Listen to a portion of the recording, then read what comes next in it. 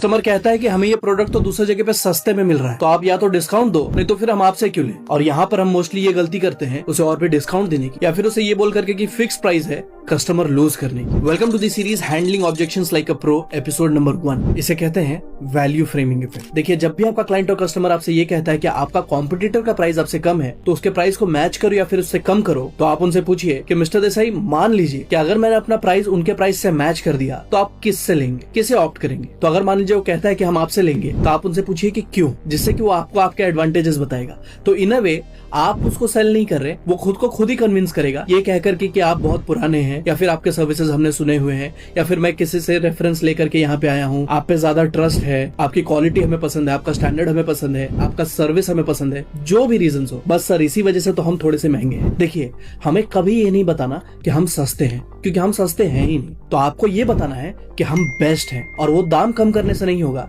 बल्कि अपनी वैल्यू बढ़ाने से होगा। लोगों को कभी भी सस्ती चीजें पसंद नहीं होती, उन्हें अपने बजट में वो बेस्ट चाहिए होता है। बट फिर भी आपसे कह सकता है कि ठीक है, फिर मैं सोच के बताता हूँ। जहाँ पे अब आप उसको एक छोटा सा इंस्टेंट डिस्काउंट या ऑफर दे दीजिए कि देसाई जी, हमारा एक ऑफर है कि जब भी क्लाइंट हमसे मीटिंग करता है या फिर कंसल्ट करता है, उसके 24 आवर्स या फिर 48 आवर्स तक एक ऑफर विंडो ओपन हो जाता है कि अगर इस बीच में आपने डिसीजन लिया तो आपको फ्लैट 10,000, 15,000, 20,000, डिपेंड करता है कि आपका प्रोडक्ट और सर्विसेज किस टिकट प्राइस का है, उसके अकॉर्डिंग आप एक इंस्टेंट डिस्काउंट उसे दे दीजिए कि अगर आपने इतना जल्दी डिसीजन लिया तो फिर आपको इससे कम में ये प्रोडक्ट या फिर ये सर्विसेज मिल जाएंगे। देखिए, अब अगर उसे ये लेना है ना, तो उसके पास बहुत टाइम नहीं है सोचने के लिए, जो कि पहले होता कि वो एक हफ्ता 1 महीना तक वेट करता, यहाँ वहां और देखता। But in a way psychologically उसके अंदर अर्जेंसी क्रिएट होगी कि अगर वो मान रहा है कि आप इस चीज में बेस्ट है, या फिर वो आपके सर्विसेज से सेटिस्फाइड है, तो वो ज्यादा पैसा दे करके भी आपसे काम कराएगा, वो ज्यादा पैसा दे करके भी आपको ही चूज करेगा, बिकॉज अब उसको चाहिए कि मुझे बेस्ट चीज फिर भी थोड़े डिस्काउंट में तो मिल रही, तो मैं ये डील नहीं छोड़ना चाहूंगा। बट इससे भी जरूरी नहीं है कि वो प्रोडक्ट लेगा, बट इन अ वे आपने उसके माइंड में साइकोलॉजिकली वो इम्पैक्ट क्रिएट कर दिया कि हम अपने प्रोडक्ट, हम अपने सर्विसेज में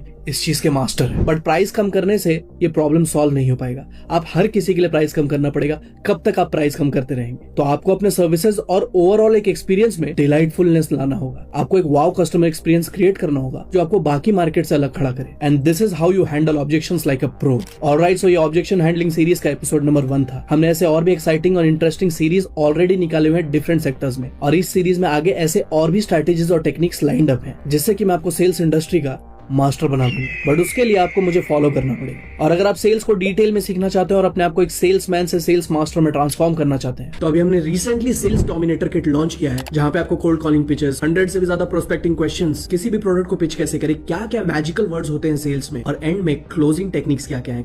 थैंक यू सो मच। जय हिंद।